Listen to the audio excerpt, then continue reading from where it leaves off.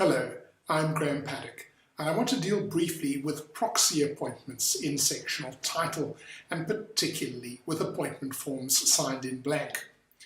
Because it is hard to get sectional owners to attend meetings, and for those meetings to achieve quorums, normally 1/3 of the voting value of all owners, the provisions for absent owners appointing proxies to represent them at general meetings are important.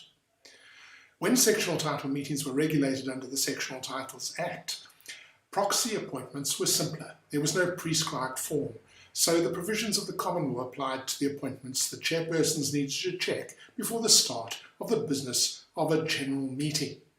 Now, under the Sectional Title Schemes Management Act, there is a prescribed proxy appointment form, Form C, to the regulations under that Act, which must be used when a sectional owner appoints a third party to represent him or her at a body corporate general meeting.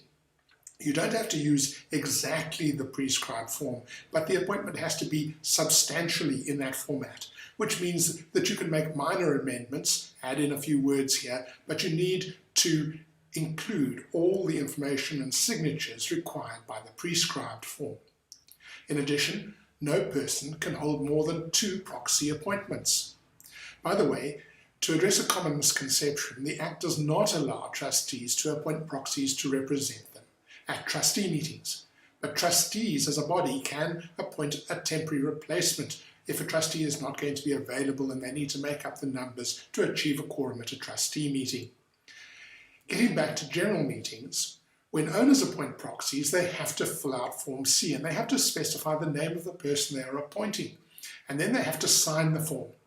The form then has to be signed also by the person who has been appointed, indicating that person's acceptance of the mandate. If the owner who signs the form leaves out the name of the proxy, i.e. signs the proxy form in blank, that appointment is invalid. You can't take such a form and then later, without the owner's knowledge, fill in the name of a third party and get them to sign the acceptance. This is not a blank check that can be applied to anybody. The prescribed form requires the proxy to be identified, so a form signed in blank is invalid. You can include in Form C a statement that indicates that the appointed proxy is allowed to substitute a third party in his place, and this might make sense if the owner was concerned that the proxy he was or she was appointing may be given further proxies by 2 other owners, so that would then one of them could not be used. But in any event, the named proxy would need to sign the form to show acceptance of the original appointment and then enter into a separate deed of substitution in terms of which she or he transferred the mandate to a substitute, and the chairperson would have to see both the original and the deed of substitution before allowing the substitute to represent the owner at the meeting. To recap the most important point, if the proxy appointment form does not specify who is being appointed as proxy, it is not a duly completed form and the chairperson cannot take it into account. And most certainly, the chairperson cannot allow somebody to fill their name into a proxy form that is signed in blank. Thank you for joining me.